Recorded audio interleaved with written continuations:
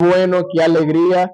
Para los que no me conocen, mi nombre es Roberto Ángel. Muchas personas me conocen como Robertico allá en la congregación.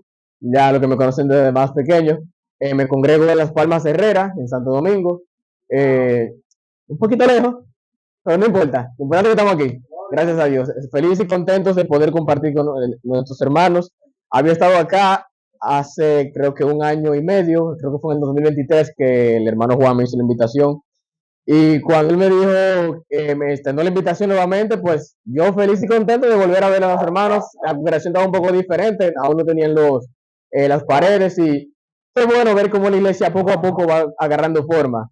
Igual allá en Las Palmas empezamos en una congregación pequeña y de verdad que da mucho gozo ver cómo poco a poco el Señor va bendiciendo y haciendo que la iglesia pueda ir creciendo, como dice su palabra. Cada día añadía a la iglesia los que habían de ser salvos. Mis hermanos, quisiera compartir con ustedes en esta ocasión un mensaje en la palabra de Dios. Le pediré que abramos nuestras Biblias y busquemos el libro de Hebreos en su capítulo 11. Hebreos capítulo 11. Va a tener la ventaja que no haré tantos saltos a otros libros, o sea, a otras citas bíblicas, por lo cual no tendrán que estar pasando de aquí para allá, de aquí para allá y perderse, no, o sea, nos mantendremos casi siempre en este capítulo de Hebreos 11. Mis hermanos, si yo hiciera la siguiente pregunta de ¿qué es para ustedes la fe? ¿Qué es para ustedes la fe? Los que han leído Hebreos en el capítulo 11 tal vez se acuerden de esta cita bíblica en el versículo 2. Es pues la certeza de lo que se espera y la convicción de lo que no se ve. Pero sucede lo siguiente, amados hermanos, es que en ocasiones nosotros somos muy dados a memorizar este versículo. O sea, lo memorizamos, lo leemos, lo volvemos a leer, lo aprendemos y ciertamente lo repetimos en muchas ocasiones. Sin embargo, lo repetimos tantas veces que en ocasiones la fe para nosotros se vuelve algo, podríamos decir que monótono. Podríamos decir que la fe se vuelve algo que solo decimos en momentos de crisis. Porque lo que pasa, hermano, es que hay que tener fe. En ocasiones también se vuelve algo que predicamos sin que tenga un impacto real. Hermano, porque si usted tiene fe, usted va a triunfar en la vida. Se vuelve algo que le decimos a los enfermos como si fuera un cumplido. Ten fe porque Dios te va a sanar. Se vuelve algo, mis hermanos, que en ocasiones repetimos sin siquiera entender el significado de lo que es la fe. Es que yo tengo fe porque todo lo puedo en Cristo que me fortalece. Gloria a Dios. Pero mis hermanos, para el cristiano, para nosotros, ¿qué debe ser la fe? No el café, el que me dieron esta mañana, no, la fe. Cuando nos vamos a la adoración que existía en el Antiguo Testamento, específicamente en la era patriarcal, o sea, antes de que viniera la ley de Moisés, encontramos lo siguiente, y es que Dios aún no había dado mandamientos y enseñanzas para los que vivieron en aquel entonces. No es como cuando Dios le dijo a Moisés, mira, escribe tus mandatos en tablas de piedra. No, los que vivían en la era patriarcal no tenían mandatos establecidos por el Señor. Sin embargo, por la fe que tuvieron ellos, en el versículo 2 nos muestra que ellos fueron aprobados por Dios. Génesis en su capítulo 3, en su capítulo 4, versículo del 3 al 5, nos muestra lo que son las ofrendas de Caín y Abel. Muchos conocemos ya esta historia. Dice que Caín recogió los frutos que estaban en el campo y dijo, bueno, yo voy a darle esta ofrenda al Señor porque yo tengo fe en él. Abel tomó la primogenitura de sus ovejas, tomó a la más gorda de ellas, a la más bonita y dijo, bueno, yo le voy a dar esta ofrenda al Señor porque yo tengo fe en él. Ambos tenían fe en el Señor, por eso llevaron una ofrenda delante de él. Ahora bien, podríamos pensar, no, ambos lo hicieron bien, ambos lo hicieron excelente porque llevaron las ofrendas a Dios. Pero cuando nos vamos a la Biblia, que es la raíz de siempre lo que predicamos, nos encontramos que Dios simplemente miró con agrado, o más bien no simplemente, más bien únicamente miró con agrado la ofrenda de Abel. ¿Por qué? Porque Caín tomó lo que encontró. Pero mis hermanos, Abel se enfocó en llevarle, en darle, en ofrendarle, en ofrecerle a Dios lo mejor de lo mejor. Gloria a Dios. Ambos tenían fe en Dios. De eso no hay duda. Ambos tenían fe en Dios porque llevaron las ofrendas. Si Caín no hubiese tenido fe en Dios, él no hubiese buscado ofrendarle algo. Pero ambos creían en Dios, ambos creían en él, ambos tenían fe. Sin embargo, la fe de Abel fue mayor porque él no se preocupó en solamente llevarle a Dios una ofrenda. No, Abel se preocupó porque la ofrenda que él le fuera a llevar a Dios le agradara, que fuera agradable delante de Dios. Y que, mis hermanos, tener fe en Dios no es simplemente decir, ay, yo creo en él, porque hasta los atracadores creen en Dios. No se basa simplemente en eso. Se basa en que podamos hacer cosas de las que Dios se pueda agradar. Tener fe en Dios es básicamente hacer que Dios se agrade de nuestros actos, mis hermanos. Amén. Cuando nos vamos a Hebreos nuevamente en el capítulo 11, versículo 5, dice que por la fe Enoc no murió, sino que Dios se lo llevó con vida de este mundo. Y por esa razón nunca encontraron su cuerpo. Y se daba testimonio de que antes de ser llevado, Enoc agradaba a Dios. Gloria a Dios. Amén. Hermanos, en la Biblia solo hay registro de 2 personas que no vieron muerte. El primero, muchos lo conocemos, que fue el profeta Elías. Sin embargo, hay un personaje que muchos no lo conocen y fue Enoc. En la Biblia, esos fueron los 2 personajes, las únicas 2 personas que nunca murieron, que su cuerpo nunca fue enterrado porque nunca lo encontraron. Dios se lo llevó con todo el cuerpo. De Elías, ciertamente conocemos gran parte de su historia. Conocemos los sufrimientos, las angustias, las profecías, el dolor de Elías, que incluso en una ocasión quiso que Dios le quitara la vida. Sin embargo, por la fe, este fue aprobado delante de Dios. De Enoc, ciertamente no sabemos casi nada. La Biblia no relata mucho sobre la vida de este personaje. Pero sabemos lo necesario, y era que Enoc agradaba a Dios. Y esto fue suficiente para que Dios le tomara. Gloria a Dios. Amén.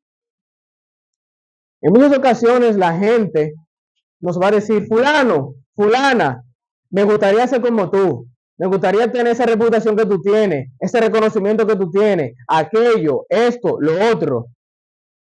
Pero la mentalidad correcta es, no me sigas a mí, sigue a Cristo. Amén. No te preocupes por cosas tan vanas como tu reputación. Ay, es que mi historial, varón, es que mi pasado, es que el concepto que tiene la gente sobre mí en los caminos del Señor. Mis hermanos, ni siquiera nos preocupemos porque antes de que morir, la gente conozca nuestra historia de vida y de cómo fue para nosotros vivir bajo los preceptos de Dios. No, mis hermanos, no nos preocupemos por eso. Más bien, preocupémonos por aplicar lo que dice 2 de Timoteo en su capítulo 2, versículo 15. Dice lo siguiente: procura con diligencia presentarte a Dios aprobado, como obrero que no tiene de qué avergonzarse, que usa bien la palabra de verdad. Gloria a Dios. Hermanos, preocupémonos porque a causa de nuestra forma de vivir en Cristo Jesús, seamos aprobados delante de Él. Procuremos que a causa de nosotros utilizar bien la palabra de verdad y aplicar en nuestra vida, esta sea una razón por la cual nos presentemos ante Dios sin tener vergüenza, porque sabemos que hicimos lo correcto. Como decimos aquí en nuestro país, vamos a estar delante de Dios con el pechazo. Señor, yo estoy bien delante de ti. Aquí estoy yo, sin vergüenza, sin una mancha, sin nada de qué lamentarme. ¿Por qué? Porque estamos con el líder, con el jefe, con el patrón. Estamos con el Rey de Reyes y Señor de Señores. Mis hermanos, que en el día del juicio final, podamos presentarnos delante de Él sin pena. Que como dice ese himno, que cuando allá se pase lista, a nuestro nombre felices responderemos, mis hermanos, gloria a Dios. Ahora bien, ¿por qué es tan importante la fe en nuestra vida? Cuando vamos al versículo 6, aquí mismo en Hebreos, dice que sin fe es imposible agradar a Dios, porque cualquiera que se acerque a Él debe creer que Él existe y que Él premia a los que le buscan, gloria a Dios. Amén.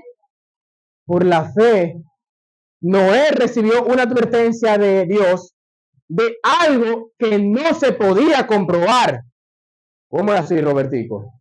¿Cómo es eso? ¿Cómo que no se podía comprobar? Sí, mis hermanos. Hasta los tiempos de Noé, desde que Dios creó el mundo, que estuvo Adán, Eva, Caín, Abel, y llegó más adelante Noé, hasta ese tiempo, durante todas esas generaciones, mis hermanos, las personas no conocían la lluvia. Así es, hasta ese tiempo en la tierra nunca había llovido. La Biblia relata en Génesis, en su capítulo 2, versículo del 5 al 6, que en lugar de la lluvia subía un vapor que mojaba toda la faz de la tierra. Entonces viene el Señor, le dice a Noé, construye un arca porque va a llover mucho y yo voy a llenar la tierra de agua. Entonces Noé recibió una advertencia de algo que ni siquiera él mismo conocía, que es la lluvia. Sin embargo, mis hermanos, aún Noé, sin haber visto eso, confió en Dios y construyó un arca para un evento que humanamente no tenía la posibilidad de pasar. Sin embargo, la fe que tuvo Noé salvó a su familia, pero la falta de fe condenó al resto del mundo.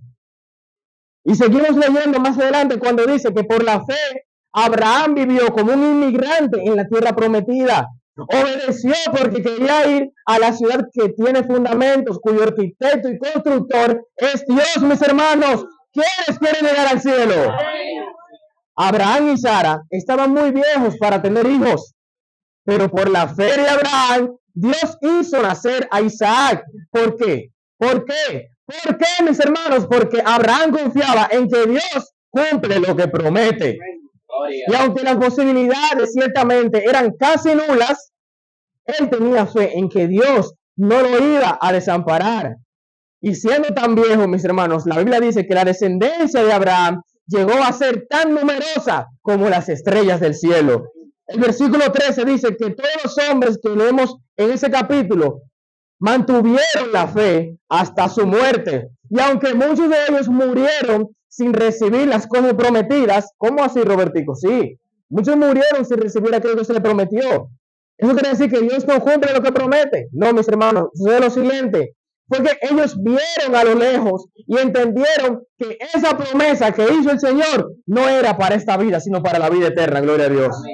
Estos, mis hermanos, los hizo ejemplares para que otros entendieran que ellos buscaban una patria celestial. Gloria a Dios. Si esas personas hubieran estado pensando en el país que abandonaron, no, porque en Egipto no me picaban los mosquitos, en Egipto no tenía tanto calor, yo tenía una casa, tenía una cama donde dormir, tenía esto, tenía aquello, tenía lo otro, tenía comida. Ciertamente, ellos hubieran tenido tiempo para regresarse y volverse a su tierra. Sin embargo, ellos aspiraban a una patria celestial y por eso continuaron caminando en el desierto, gloria a Dios.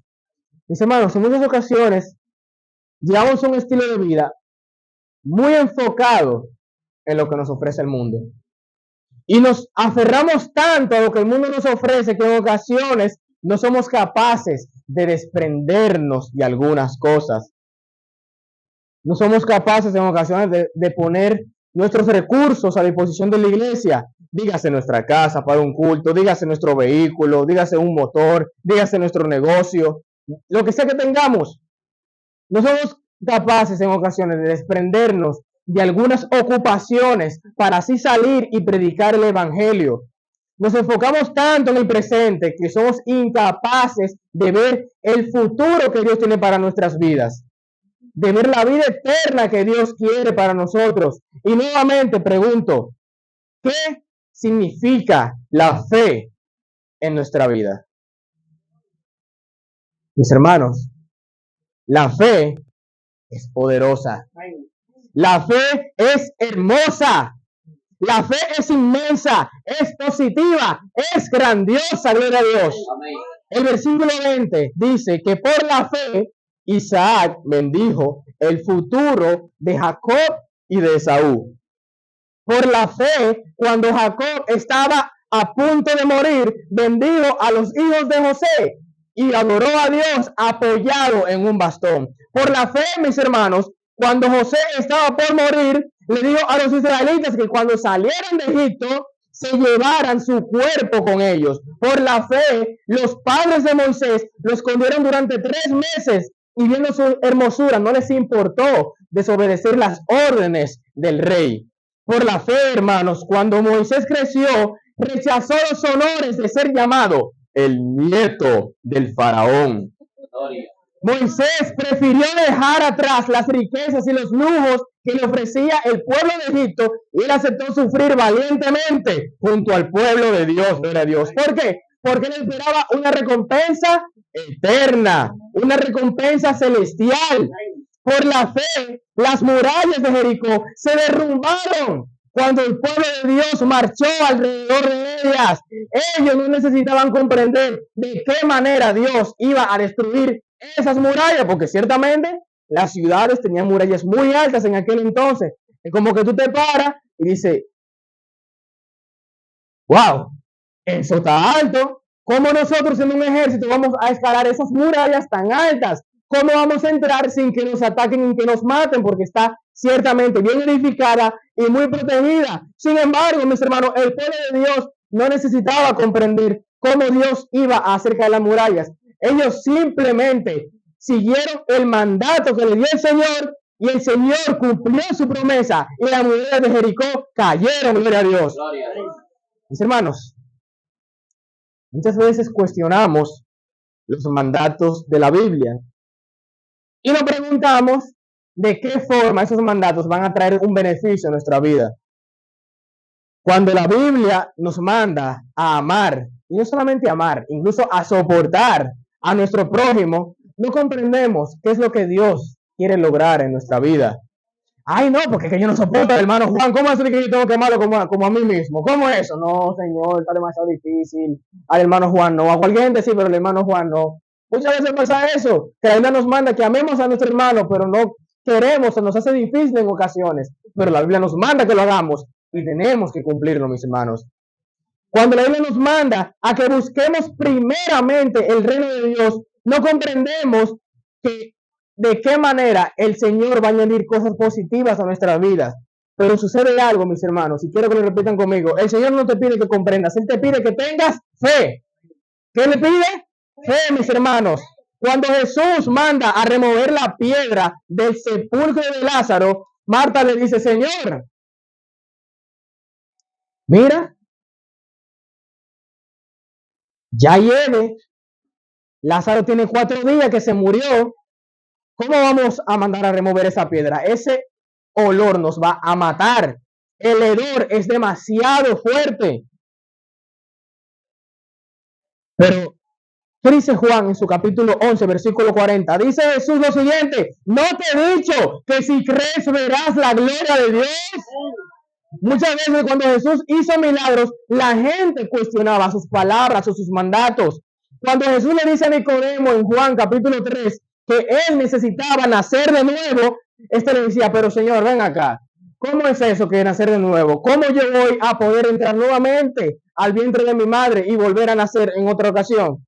Pero Jesús no le pedía a Nicodemo que entendiera, él le pedía que tuviera ¿qué cosa? Fe, mis hermanos, ¿qué cosa? Fe. Cuando Pedro le dice a Jesús, tira la red al otro lado, Pedro le dice lo siguiente y lo cuestiona, pero Señor, hemos estado pescando durante toda la noche. ¿Cómo es eso que tú me dices? No, tira la red al otro lado. Pero Jesús no te pide que comprendas. Él te pide ¿qué cosa? Fe, mis hermanos. ¿Qué cosa? Fe. Cuando Jesús resucitó, uno de sus discípulos, Tomás, no lo creyó hasta que él tocó las heridas en las manos de Jesús y en su costado. Pero Jesús no le pedía que comprendiera, le pedía que tuviera ¿qué cosa? Fe. Mis hermanos, aun cuando sea complicado, aun cuando sea difícil, aun cuando no tenga sentido, el Señor no te pide que comprendas, sino te pide que sigas creyendo y que tengas fe. Cuando estamos en tiempos de angustia, ya sea porque algún familiar está enfermo o perdimos a alguien, muchas veces, mis hermanos, no vamos a comprender qué fue lo que Dios quiso lograr con eso. ¿Qué fue lo que Dios quiso enseñarnos? ¿En qué forma Él se quiso glorificar? Pero Dios no te pide que comprendas cuál fue ese propósito. Él te pide ¿qué cosa? Fe. Te pide que tengas fe. Porque si tienes fe, de igual manera, si ese familiar, al igual que tú, como nosotros, estamos viviendo bajo el objeto de Cristo, lo podremos ver nuevamente. Ciertamente, también yo he perdido muchos familiares, muchos amigos de la iglesia. Y duele, mis hermanos. Es triste. Y muchas veces no entendemos qué Dios quiso hacer. Recuerdo una amiga que conocí hace mucho tiempo y tuvimos una amistad muy bonita, una amistad muy chévere. Recuerdo que estaba embarazada en ese entonces y cuando nació la bebé todos estábamos muy emocionados, muy felices, muy contentos. 2 semanas después del nacimiento, ella fallece. Y a mí me dolió bastante porque nunca la pude conocer en persona.